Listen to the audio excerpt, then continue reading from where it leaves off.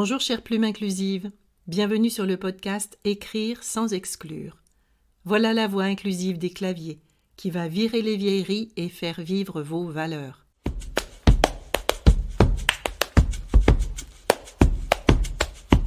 Je m'appelle Isabelle Meurville, je suis traductrice et autrice de la formation Écrire sans exclure. Depuis 20 ans, je traduis, je révise, je rédige, bref, je m'exprime en français en veillant à éliminer tous les clichés sexistes. Sexistes, mais pas que. Dans ce podcast, je m'adresse au métier de l'écrit et je vous parle de la langue comme outil d'inclusion, un outil gratuit, puissant et à disposition.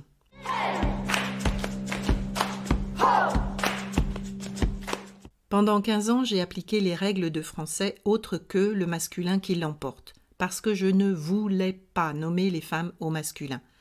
Bon, ça n'a pas été facile tous les jours, on est bien d'accord. Mais pour vous faciliter la tâche, je partage désormais toutes mes astuces pour vous aider à prendre cette nouvelle habitude. Inclure davantage de personnes dans vos écrits, nommer les femmes au féminin, élargir votre lectorat. Chaque mois, pendant une vingtaine de minutes, j'explore la langue française, les stéréotypes, l'inclusion, ce qui se passe aussi dans les autres langues. Alors vous vous demandez peut-être pourquoi je crée ce podcast. Eh bien je pense qu'il n'y a pas que le point médian pour inclure. La langue n'est pas figée. Notre rapport au français demeure encore terriblement scolaire. Donc depuis 3 siècles et demi à peu près, le masculin l'emporte, et contrairement à toute logique mathématique et à toute logique tout court, 10 femmes et un homme sont nommés « ils » au pluriel. Et même 10 filles et un chaton sont nommés « ils » au pluriel. Nous avons sursauté sur notre chaise en CE2, nous avons bataillé dans la cour de récréation parce que c'était vraiment pas juste. Et puis, nous avons courbé la tête et nous avons appliqué la règle. La règle de qui, au fait ? C'est ce que nous découvrirons. La langue française a bien plus à offrir qu'un masculin qui exclut, qui serait un peu un neutre, mais tu comprends, pas vraiment. Je vous propose de faire valser les mots dans votre pratique de rédaction ou de traduction, dans le respect absolu des autres règles de grammaire. Alors pourquoi un podcast sur la rédaction inclusive en 2022 ? Eh bien parce que mon sentiment d'injustice s'est accru, avec la focalisation sur le point médian, qui résout le sexisme linguistique des gens pressés, mais quand les mots sont notre métier, nous avons le devoir de trouver le terme ou la phrase juste. Et puis comment comprendre la violence exprimée à propos de l'entrée du pronom « yel » dans le dictionnaire Le Robert en ligne. L'attachement à la langue n'explique quand même pas tout. Si on prend l'exemple du Québec, l'adoption des noms de métiers au féminin date des années 80. Or, on ne peut pas soupçonner le Québec de ne pas batailler pour préserver sa langue quand on mesure l'influence de ses voisins anglophones.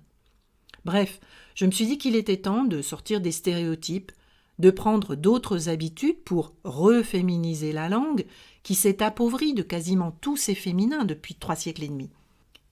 La langue, en fait, elle n'est régie que par l'usage, c'est-à-dire vous, moi, nous. Je vais prendre un exemple pour montrer à quel point la langue évolue. L'exemple du verbe partager, qui est devenu transitif en quoi ? À peine 3 ans. Il y a 3 ans, on partageait quelque chose avec quelqu'un. Aujourd'hui, je vous partage, nanana. Il suffit de très peu de temps, la langue évolue. C'est ta patte et c'est ta griffe, c'est ton style, inclusif. Mets tes clichés tous aux ordures. Néologisme, épicène, métonymie, je vous murmure. Et puis c'est tout, non mais quand même.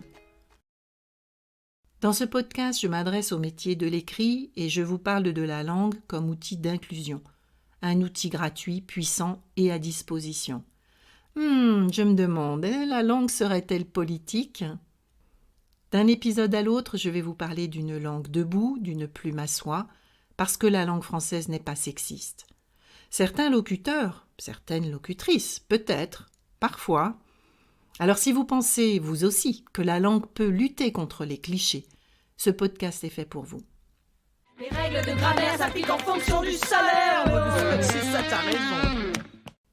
Sur la base de mon expérience de traductrice indépendante, enrichie de 6 années de formation, de plusieurs centaines de stagiaires, je vous explique comment vous pouvez agir concrètement dans l'exercice quotidien de votre métier de traduction, de rédaction ou de création de contenu.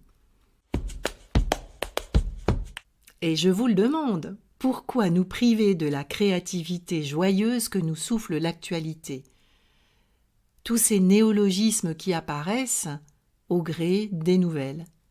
Si vous pensez que les métiers de l'écrit ont un rôle à jouer pour défendre une langue inclusive et ouverte pour lutter contre ces stéréotypes, je vous recommande d'écouter le podcast « Écrire sans exclure, un crayon à la main », car la capacité d'inclusion de la langue française pourrait bien vous surprendre. Je vais vous donner des exemples, des références et, je l'espère, pas mal d'idées pour votre pratique de la rédaction inclusive.